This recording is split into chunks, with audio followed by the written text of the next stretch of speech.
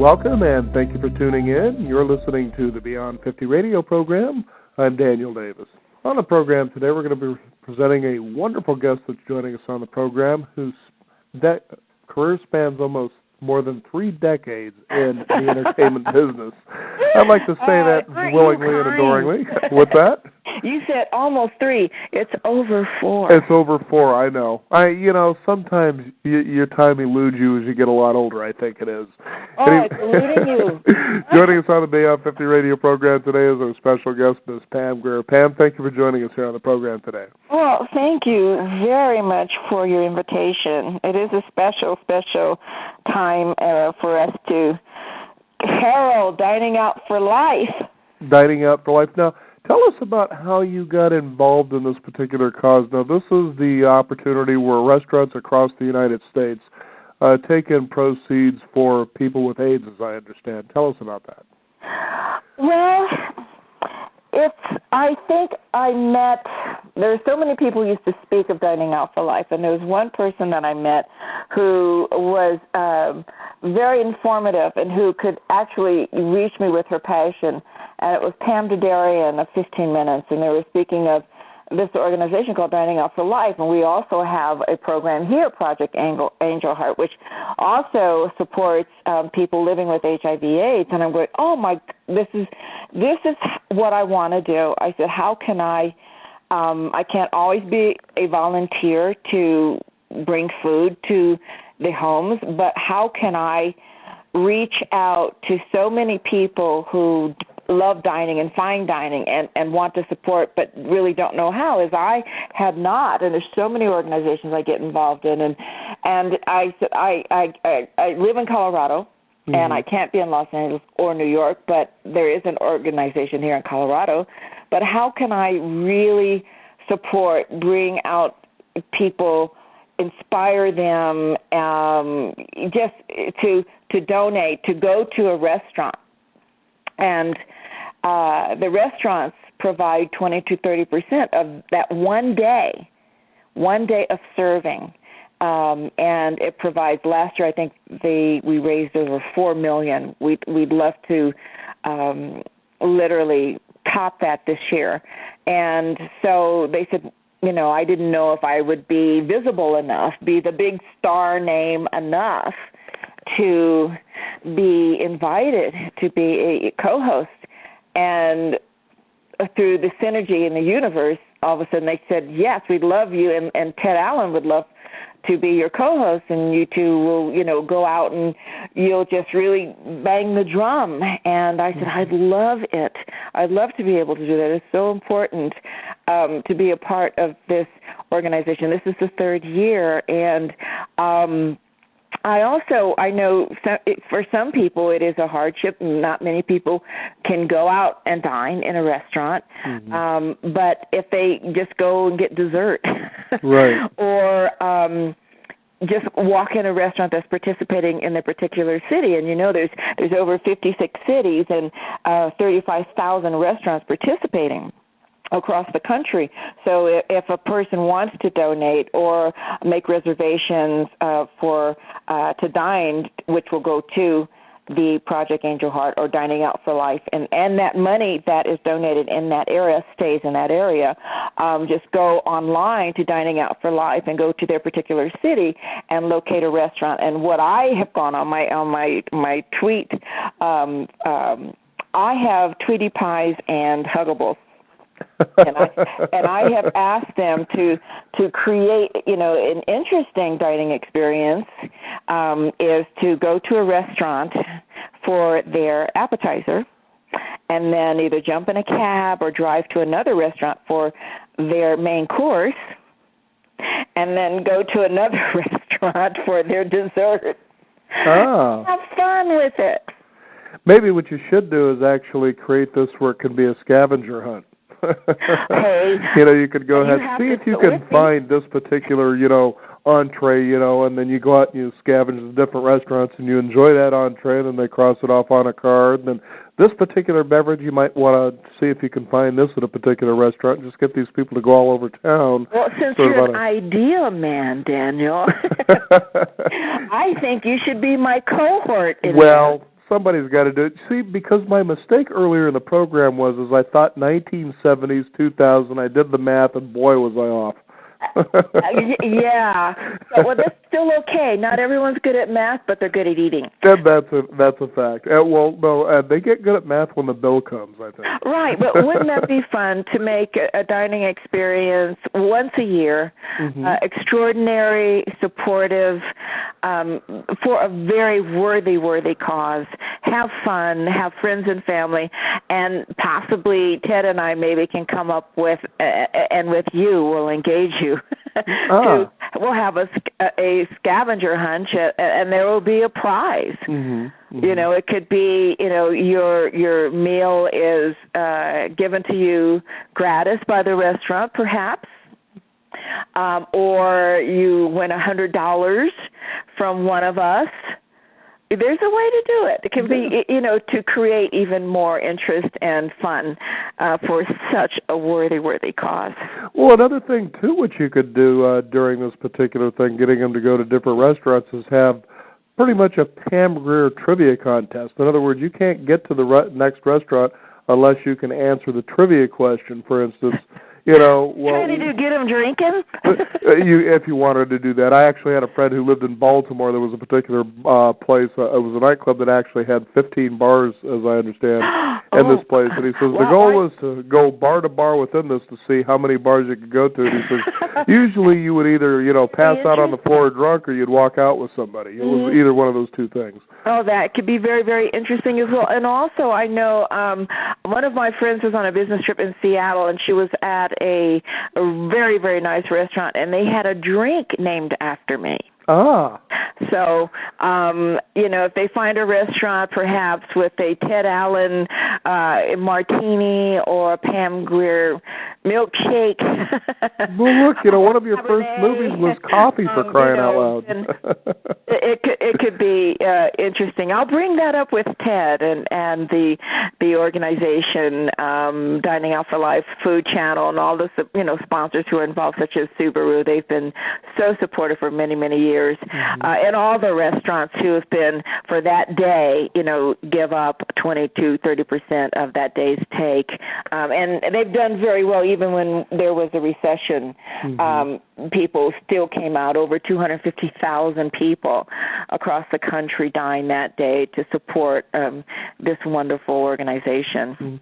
Now, you had mentioned earlier in the program, which surprised me, is that you didn't know or think that maybe your celebrity was big enough. And I think, well, wait a minute. This is someone who actually has a Pam Grier Day in her hometown.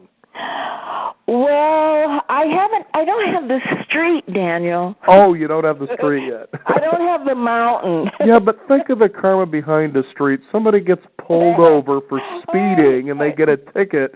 The last thing they want to know is they got pulled over and ticketed on Pam Grier Street. I mean, that just wouldn't work. No, it'll be Pam Grier Dusty Road with potholes. When you're going to pave your road, Pam? No, I know there are some Pam Grier days across the country, and I always ask them to do goodwill, do something that is extraordinary for someone, or even on my tweet on Saturday nights after everyone is, whether they go out or they're home, we come up with something to cook, late at night, late night munchies. So I have a area between my house and my barn where I have a campfire, and I'll take my iPad down and I'll tweet to all my global Tweety Pies and Hugglebles and everyone to send in recipes. And one was chocolate chip pancakes, and another was red velvet pancakes, and then from Ireland there was this great stew, and then there were gumbos, and it's just extraordinary. And I also thought, and Dining Out for Life is also in Canada. I remember celebrating it there in Vancouver. So I'm going to have to send you a recipe for what I call, and my own children have actually taken after calling it the same thing, Mexican lasagna. Oh, Think very about that nice. One.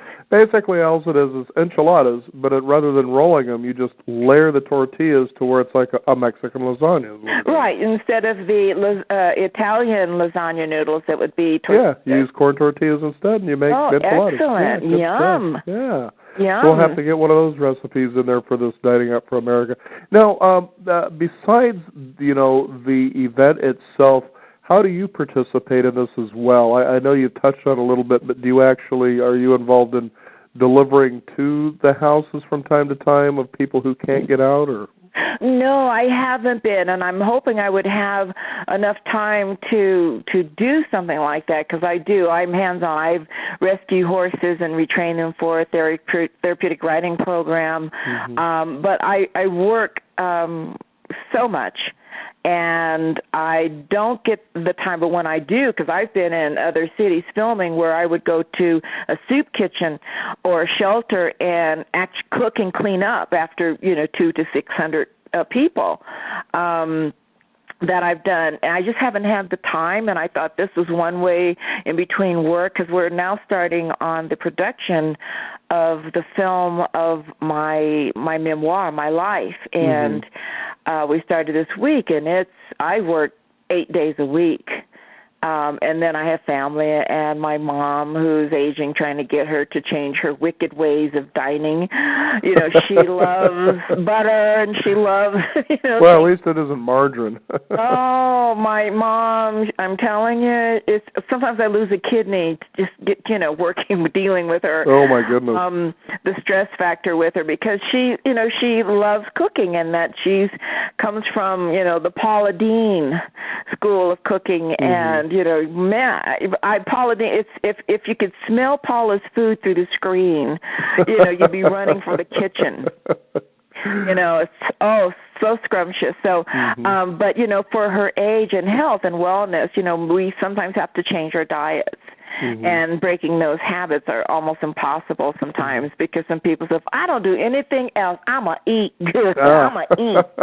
Okay, well, the boundaries have been formed, but I would love to be able to have that time to participate hands-on, be able to. But there's so many volunteers.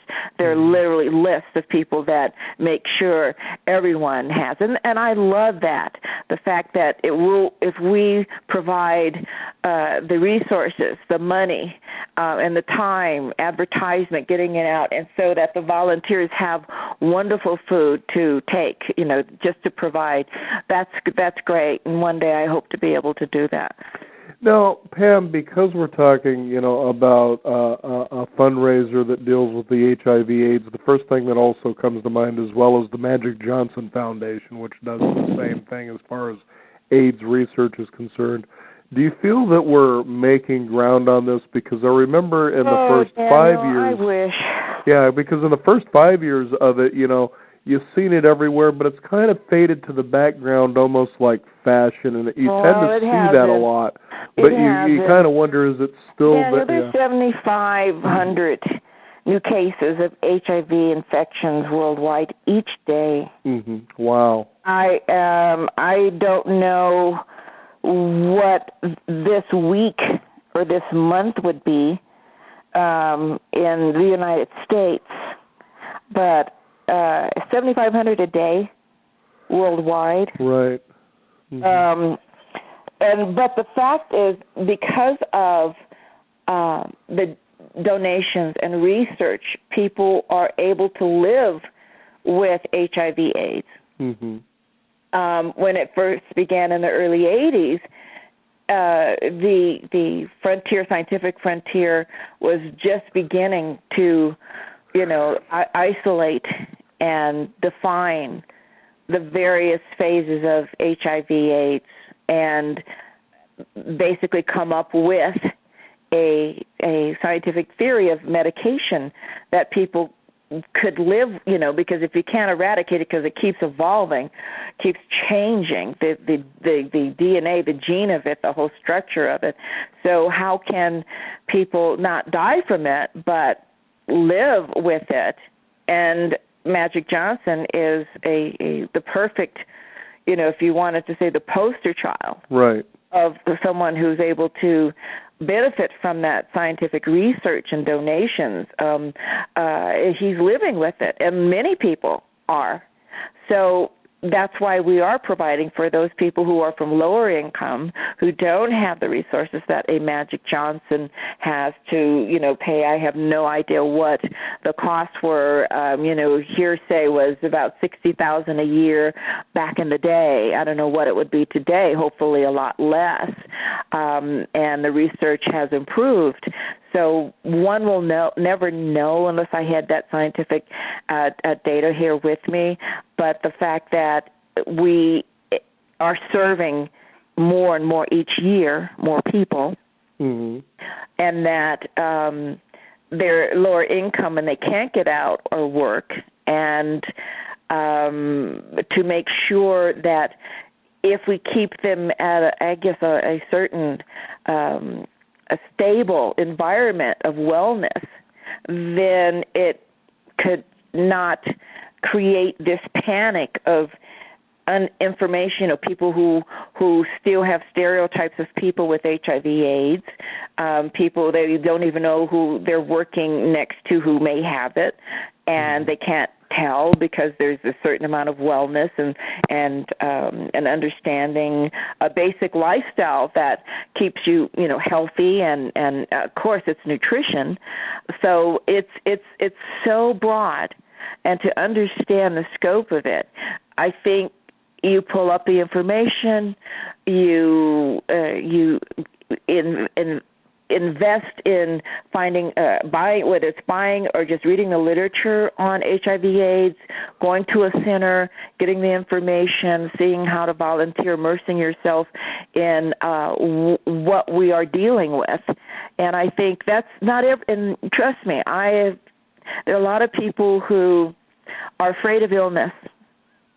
Don't understand it, don't want to be around it. I've had a boyfriend when I had cancer in '88, and I was given 18 months to live. I lost friends and a boyfriend, just people were afraid of it.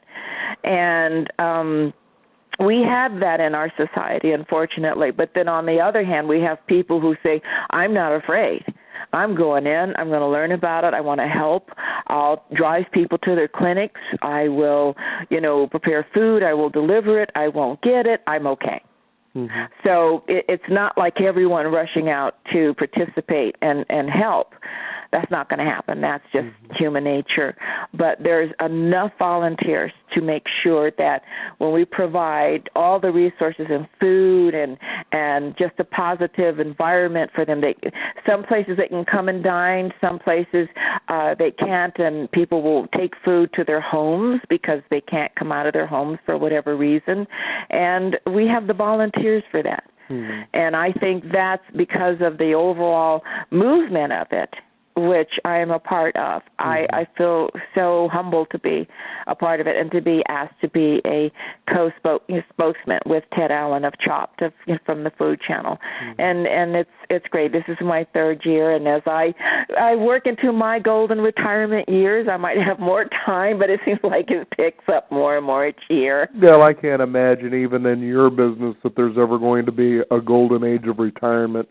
Because somebody who gets into the kind of work that you have or career, there's such a passion for what you do, and, where you explore yourself through the roles, whether it's in stage, which you've been on, television, which you've been on, and the big screen as well. And, I kind of take a look at the span of what you have done, because a lot of people look at this, the fame and sometimes even the fortune that goes along with that, and they think, boy, I'd really like to have that. But I tell people you have no idea how much hard work this really is just to even get to the prominence of having a part in something, let alone being, someone who actually is a name that's become synonymous with certain genres, such as, in your case, the blaxploitation genre, all the way up to what you've been able to do and being prominent, as far as that goes, just to even get to levels like that. And it takes someone of real fortitude. And then on top of that, to have the commitments that you have outside of a career like that, for instance, what you're doing here with the, Dine Out for America, that I'd like to ask you, if there is a biggest spiritual lesson that you've gained through the span of your lifetime, between what you've done in your body of work and how you've given back the way that you have? Because you also mentioned that you train horses for therapy, as I understand it. What has been the biggest spiritual lesson to you that you think, I would never think about doing anything else? Well, I want to be, because people made a difference in my life. Okay. And they, through that example, through that heart, through that heroism and courage, that was given to me. It was a seed planted as a young child, and I want to make a difference in someone's life. And I know how complicated all of our lives are. Everyone comes from a different place, and hopefully just a comprehensive level, which is compassion, which reaches more. You learn it, you see it, you feel it. Sometimes you can't feel intellect, but you can feel the warm hand stroking your back or lifting you up on a horse. And you can't walk, you can't feel their hands. There's just, when you make a difference in someone's life, see, all we have is today. Right. It's just today, sun up, sun down. And if you can accomplish your goals, feel good about what you're doing, about gratitude about what you have, having gratitude of your health and friends and your legs and your feet. I'm around children who, as my nephew who was assisting me when he was 10 years old, he wanted to help walk the horses because these girls would never be able to ride a bike or feel a shoe around their foot or walk in the earth or put their toes and feel the cool grass. And he said, that's what I'm doing that for, because they'll never get to enjoy those very simple things in life that we all take for granted the minute we wake up. And I have learned not to. Right. To learn to accept and be grateful about what I have and the food that we have. And I'm I started the Pam Grier Community Garden and Education Center in Fort Worth, Texas, and I somehow found the ear of a generous businessman who donated 4 acres of land in Fort Worth in a low-income neighborhood where the people, Daniel, they don't water their yard. They can't afford to waste water on their yard. They can't grow a garden. Right. They don't bathe every day, Daniel. Oh, my. The new poor bathe once a week or shower once a week. The woman looked at, she says, I wish I could afford a garden, but we have to use our water for, cooking and bathing, and we only bathe once a week. So that's 4 times a month. And most people, middle class, most people bathe and shower, a couple of times a day, wash their car with water, and it runs down the driveway to the gutter. Wastewater, have plenty. So I look around and I see what is needed. And I hope my back is strong enough and I'm smart enough and my heart is big enough to reach out and help and assist. So I'm starting another garden through Langston University, who honored me with a honorary doctorate of science because of my organic vision, organic food vision. Everyone should be able to afford organic produce and food. And they shouldn't be eating food that's sitting in a truck for 3 weeks and it's sprayed with something to help it ripen. Right. And we don't know. There's too many cancers, so much disease, and we don't know where it's coming from. It's our environment. And we need to be way more observant.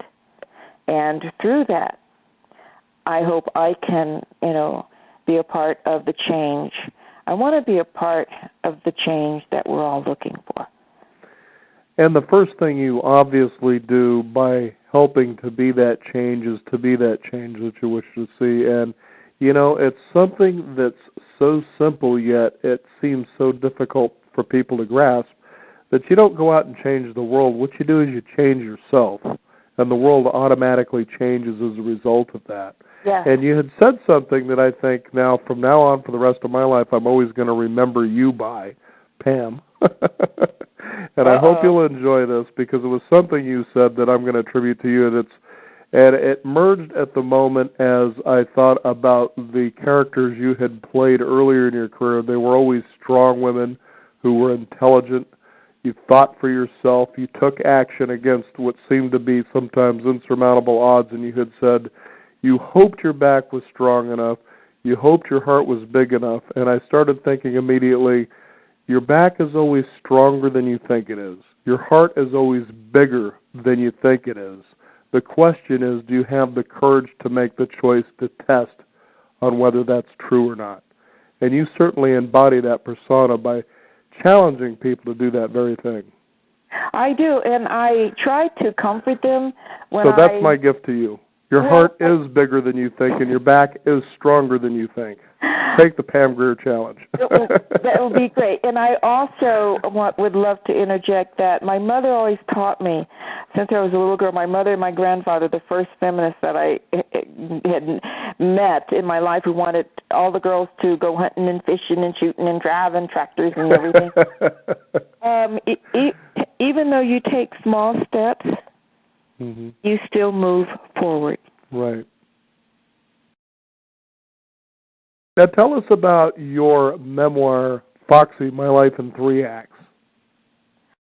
Okay, that's my life from the time I was born to literally up until I did the L word and was writing the book, and what it took me, and talk about courage. It took me 4 years to be able to speak of tragedies growing up through the Jim Crow era, being military, rural, and urban background, multiracial, multireligious, just all that of America, all that helped me to understand my courage, helped me to understand why I want to be a part of making a difference. And that's what it is about, all of Americana, me being a woman of color, navigating my life through the 50s, 60s, 70s, 80s, and having Quentin Tarantino write a screenplay for me, Jackie Brown, and which gave an audience a whole new idea of an independent woman. I was a child of the women's movement. Gloria Steinem was a mentor. And the women's movement was about liberation and equality, which you can see is transpiring every day on issues of that, which we're still dealing with. Well, you know, when we speak of equality and fairness, so Daniel, you're my father. You mortgage your house to put me through college. You pay 100% plus interest. I go out in the workforce, and I only get paid 70%. Then I shouldn't have to pay but 70% for my college education. Right. That's just, logic. Right. No, completely. But then something happens to you, and I need to take care of you, my father, and I'm taking care of you with 70% instead of the 100% that you paid for my education. So it's just having people think things through. And when you think things through, you come up with a more logical answer. Couldn't agree with you more, especially when it comes to that. I know that as you've been involved with your Dining Out for Life, and you've been involved with people with HIV/AIDS, you see a courage that I think is not only overlooked, but if people could actually engage in it the way these people face life, that they would realize all the problems they thought were so important become relatively small. Not that they're not problems, but they're not as big as you think they are. Right. And it's been probably extremely inspiring for you over the last 3+ years that you've been involved with this, to be able to pass that on to other people, I'm sure. Well, if you put it out there, you can lead a horse to water, but you can't make them drink. But if you get the information, there's a lot of people who have a thirst for knowledge today, more and more each day. And if you expose them in an environment of learning and curiosity and exploration as a child, then often that's with that person forever, that type of, character. And not everyone is. Like I said, there's people who are afraid because of the unknown, which deems them ignorant. And you can't. I'd love to pontificate and preach and tell everyone they should, they coulda, woulda, but that's not reality. If we just give them by example, when people see other people supporting others, often that is the icebreaker. That is what makes people feel comfortable about sharing. I know people who do not donate, not a penny. Right. And they are extraordinarily well off. And that's who they are. Right. And if it happens to them, I think they can afford health care and the best food, and people cook their food for them. But these are people that, there's all walks of life. There's going to be the people who, Daniel, when I was ill with cancer, I realized there's about 4 different types of people who are going to be around you during that time. The ones that are curious to see how you die. The ones that want you to die. Oh, boy. The ones that want you to die comfortably. And the ones that don't and want to help you fight to live. That's just human nature. Right. And I made the choice to be around people who wanted to teach me how to live. And my physician sent me to Chinatown, where I began Chinese herbal therapy as well as Western medicine. And the ones that were afraid and abandoned me, the ones that were there to see me how I was going to die. But when I started balancing my life with Chinese food, therapy, yoga, and another Eastern way of living, a balance in my life, and I started becoming stronger. Some people, I was surprised to see people from every walk of life being in the herb shop, every herb shop, Chinese herbal shop in this country, every walk of life. And then there's the others that would never go into take a Chinese herb. And they may live or not, I don't know. But all I know is it's about how I take care of myself. So when people see me caring for myself, by example, they'll see me using various herbs, theory, yoga, exercise. And that's how I'm the best teacher, is by example. Tell me, Pam, what gift did cancer bring for you? Gift? Yes. I think it was the gift to continue my curiosity, to understand the human body even more so, and other culture in their way of treating illness and wellness and maintaining wellness. And it was just a wonderful volume, not a page or a chapter, a volume of just incredible knowledge and synergy from people, dealing with the same, energy, same illness, same wellness. And that is another group of wonderful people in spirituality.